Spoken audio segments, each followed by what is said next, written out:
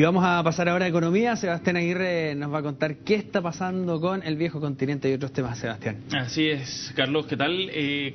Vamos a partir este bloque revisando qué es lo que sucedió ayer en Europa con una de las medidas que fue de las más aplaudidas, de las más celebradas por las bolsas y que explica en buena medida el alza que tuvieron los mercados bursátiles ayer. En medio de la inestable situación que está viviendo el viejo continente, recién asumió el presidente del Banco Central Europeo, Mario Draghi, y su primera medida fue bastante sorpresiva, bajó la tasa de interés del bloque este jueves. El italiano anunció una disminución de 0,25 puntos, dejando la tasa de interés de referencia en 1,25%, luego de que el anterior líder del organismo mantuviera por varios periodos consecutivos una tasa de 1,5%.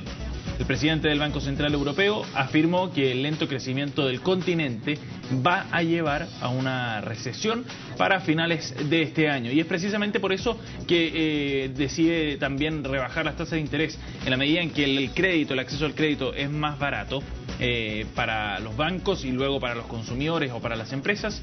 La posibilidad de reactivar la economía en la zona euro también cobra más fuerza. Aunque hay que tener ojo con el efecto que pueda tener en aquellos países que andan bien con la economía, como Alemania, por ejemplo, que está teniendo un crecimiento sostenido, hay un nivel de inflación más o menos controlado, pero puede que eso se escape un poco en aquellos países donde el crecimiento ha ido mejor, y esa es una de las dificultades que tiene precisamente el manejo del Banco Central Europeo y el manejo de las tasas de interés en Europa, que al ser tantos países distintos, con rendimientos económicos distintos, con inflaciones distintas, cuesta balancear una tasa de interés que dé en el clavo, que permita un crecimiento económico más fuerte, pero a la vez una inflación contenida. Y ahí está el arte, digamos, la magia que tiene que hacer Draghi definitivamente. Literalmente, esos dos adjetivos le caben perfecto. Así es. Bueno, vamos a volver a nuestro país a revisar qué es lo que está pasando con la economía, en particular con la política económica, porque ante la insistencia de los parlamentarios opositores, el ministro de Hacienda, Felipe Larraín, reiteró nuevamente que una reforma tributaria no se va a discutir en conjunto ni en paralelo con el presupuesto de la nación. Escuchemos. Nosotros hemos dicho claramente que no vamos a mezclar la discusión tributaria con el presupuesto de la nación, más allá de los planteamientos que han hecho algunas personas o parlamentarios, y que vamos a abordar el tema tributario posteriormente, y que siempre hemos estado abiertos para mecanismos que puedan perfeccionar el sistema tributario, cosa porque por lo demás yo he declarado públicamente desde hace bastante tiempo a los medios de que esto es algo en el cual el gobierno viene trabajando. Así es que nosotros nunca hemos estado cerrados a este tema, y de hecho a veces en esta discusión parece como si el gobierno no hubiera hecho una reforma tributaria en el año 2010, reforma tributaria que contempló alzas permanentes en impuestos a los cigarrillos y tabaco y el impuesto específico a la minería, y alzas transitorias a otros impuestos. Pero el problema es que siguen insistiendo algunos parlamentarios, sobre todo de la oposición, en abordar este tema ahora y no después, no dejarlo para después de la discusión presupuestaria. Incluso algunas voces dentro de la propia coalición de gobierno también han propuesto la necesidad de abordar este tema pronto, digamos, y no seguir dilatando esa decisión. Y ese es uno de los desafíos y uno de los problemas que va a tener que enfrentar en términos políticos ahora el ministro de Hacienda.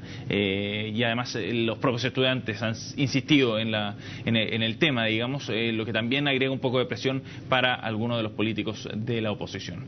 Y esta noticia la habíamos adelantado en el bloque anterior, Carlos, pero la comentamos brevemente, qué es lo que pasó con los fondos de pensiones acá en nuestro país. Octubre fue uno de los mejores meses en 15 años para la bolsa chilena, y esa noticia no solo fue buena para los inversionistas, porque los chilenos también se benefician de aquello. Los multifondos lograron un muy buen rendimiento precisamente a raíz de esas buenas variaciones positivas en las bolsas nacionales, y tuvieron un positivo cierre mensual. Según las proyecciones del Centro de Estudios CIEDES de la Cámara Chilena de la Construcción, el fondo A cerró con un alza promedio de 5,85%, el B habría tenido un rendimiento positivo de 3,69%, mientras que el intermedio, más balanceado de los fondos, el C, subió 1,43%.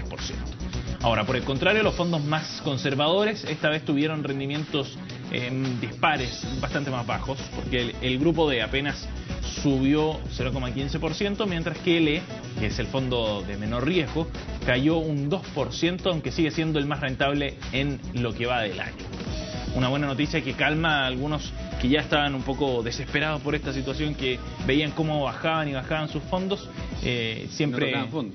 Que no tocaba fondo literalmente. Ahora hay una pausa, un respiro para los multifondos a nivel nacional, y refuerza la idea de los consultores, de los especialistas en la materia, que dicen que hay que mirar esto con una perspectiva de más largo plazo, porque sí pueden haber varios meses con rachas negativas, pero al final siempre hay una recuperación, y en el acumulado, si uno ve el histórico del rendimiento de estos fondos, sigue siendo positivo para todos, para los 5 multifondos. Por tanto, hay que tener paciencia muchas veces con esto, aunque cueste, con estas malas noticias a nivel internacional.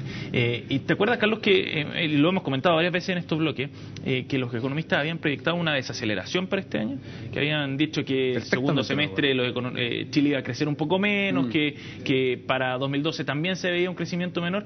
Bueno, esas proyecciones puede que tengan asidero técnico, digamos, pero hay algunos mercados que definitivamente dan las señales completamente distintas, porque el mercado automotriz precisamente es uno de esos, porque creció un 10% en el mes pasado y sigue anotando récords a nivel nacional.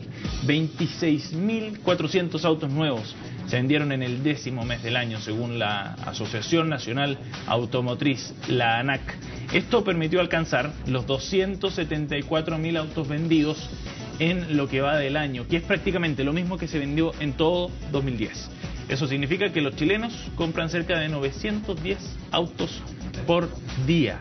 Imagínate eso, 910 autos. Yo tengo una pregunta al respecto. ¿Dónde se meten tantos autos acá en Chile? Porque las calles no siguen creciendo mucho, y los autos se siguen sumando.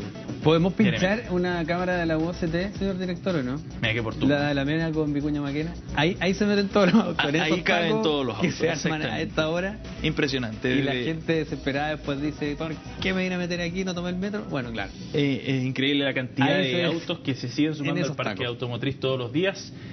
Bueno, pero como decíamos, retomando lo que mencionábamos al inicio, es una señal de que el consumo se mantiene firme acá en Chile, digamos. Pese a que este ha sido uno de los meses de menor crecimiento en lo que va del año de las ventas, en la variación respecto al año anterior, es una señal positiva del dinamismo de la economía nacional todavía. Oye, quieren llegar a más de 300.000 en ventas de año.